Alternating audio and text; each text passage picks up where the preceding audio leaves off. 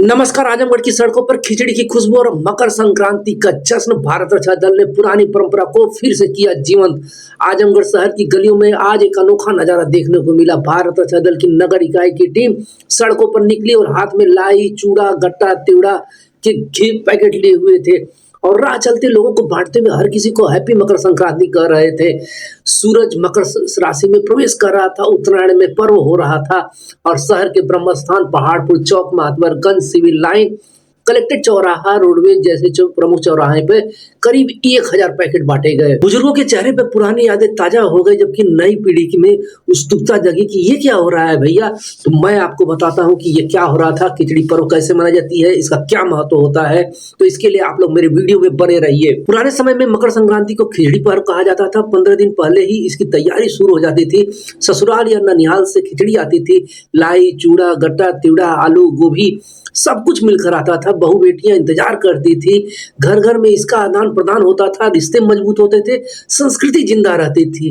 लेकिन समय बदला, आधुनिकता आई, लोग शहरों और विदेशों में बसे, परिवार छोटे होते गए, खिचड़ी की परंपरा लगभग धीरे धीरे खत्म हो गई थी। लेकिन आखिर यह मनाया क्यों जाता है? मकर संक्रांति हिंदू पर्व का एक सौर पर्व है जो मनाया जाता है जब सूर्य भगवान धनु राशि छोड़कर मकर राशि में प्रवेश करते हैं और यह घटना आमतौर पर 14 से 15 जनवरी के बीच में होता है और इस दिन उत्तरायण का शुभ काल शुरू होता है और सूर्य उत्तर दिशा की ओर बढ़ता है और दिन लंबे होने लगते हैं और सर्दियों का प्रभाव धीरे धीरे कम होने लगता है।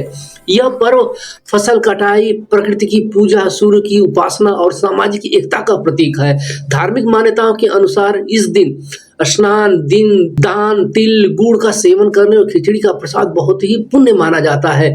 खासतौर पर उत्तर प्रदेश और बिहार में इसे खिचड़ी पर्व कहा जाता है क्योंकि यहाँ खिचड़ी बनाना, दान करना और सहभोज करना यह एक पुरानी परंपरा है। और आखिर खिचड़ी ही क्यों खाई जाती है इस दिन?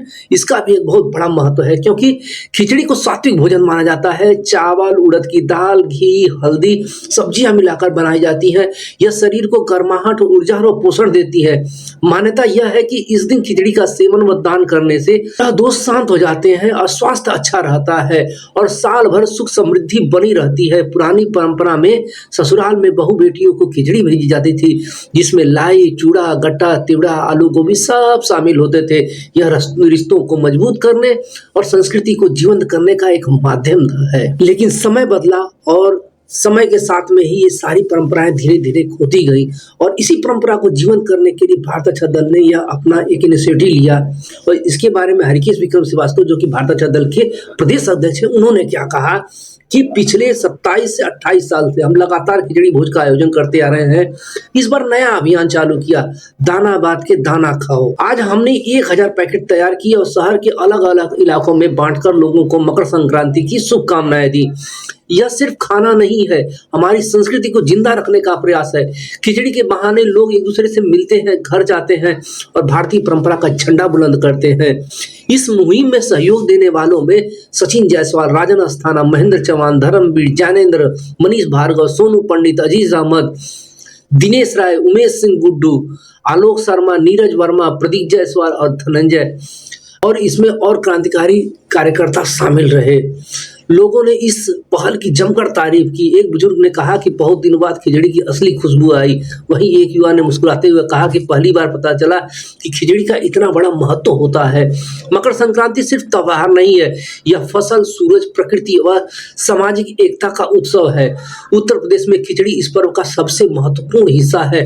भारत रक्षा दल की यह कोशिश न सिर्फ भोजन बांट रही है या दाना, चिवड़ा, गट्टा, भेली बांट रही है, बल्कि पीढ़ियों के बीच में यह सेतु जोड़ रही है जो समय के साथ टूटने लगी थी।